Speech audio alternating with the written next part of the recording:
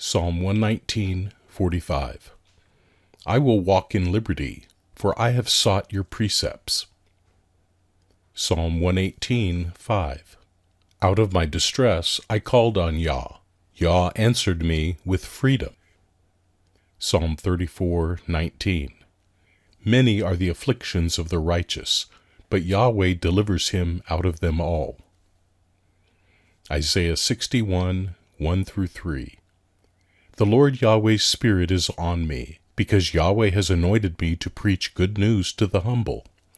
He has sent me to bind up the brokenhearted, to proclaim liberty to the captives, and release to those who are bound, to proclaim the year of Yahweh's favor and the day of vengeance of our God, to comfort all who mourn, to provide for those who mourn in Zion, to give to them a garland for ashes, the oil of joy for mourning, the garment of praise for the spirit of heaviness, that they may be called trees of righteousness, the planting of Yahweh, that he may be glorified.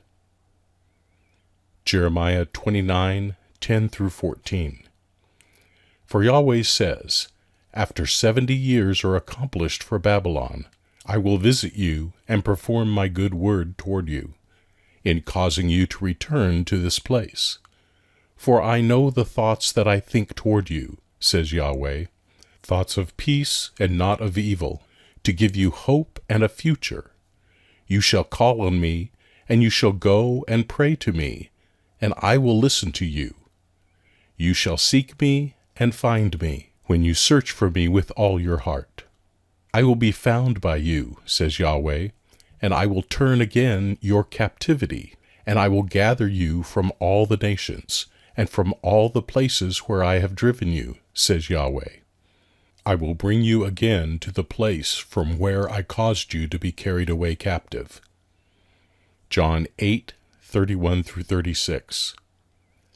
Jesus therefore said to those Jews who had believed him, If you remain in my word, then you are truly my disciples. You will know the truth, and the truth will make you free. They answered him, We are Abraham's offspring, and have never been in bondage to anyone. How do you say, you will be made free? Jesus answered them, Most certainly I tell you, everyone who commits sin is the bondservant of sin. A bondservant doesn't live in the house forever. A son remains forever. If therefore the Son makes you free, you will be free indeed. 2 Corinthians 3:16-18. But whenever someone turns to the Lord, the veil is taken away. Now the Lord is the Spirit, and where the Spirit of the Lord is, there is liberty.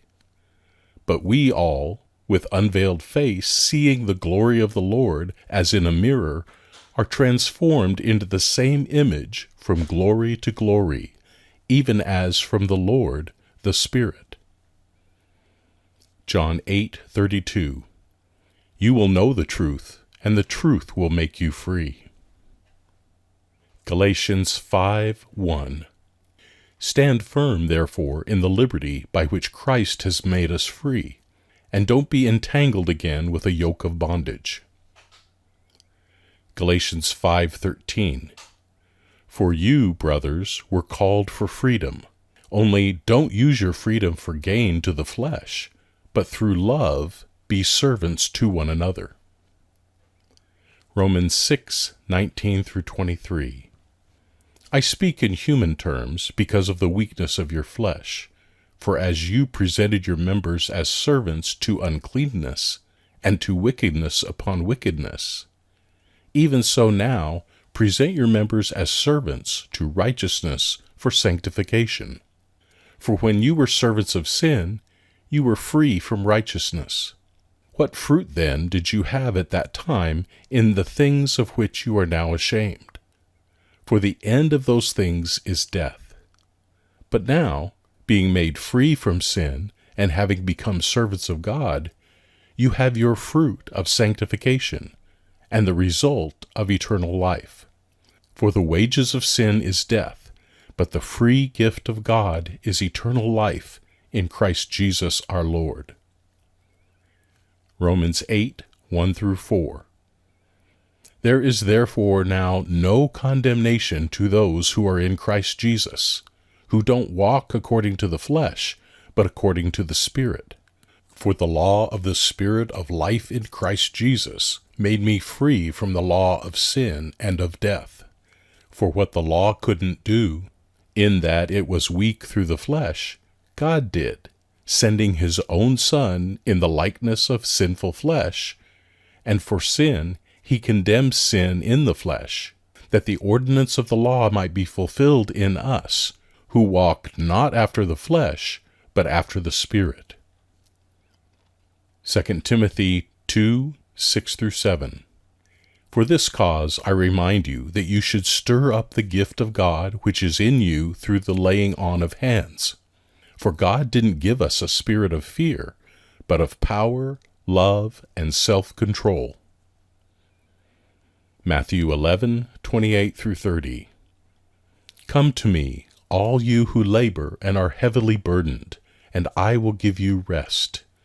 Take my yoke upon you and learn from me, for I am gentle and humble in heart, and you will find rest for your souls. For my yoke is easy, and my burden is light.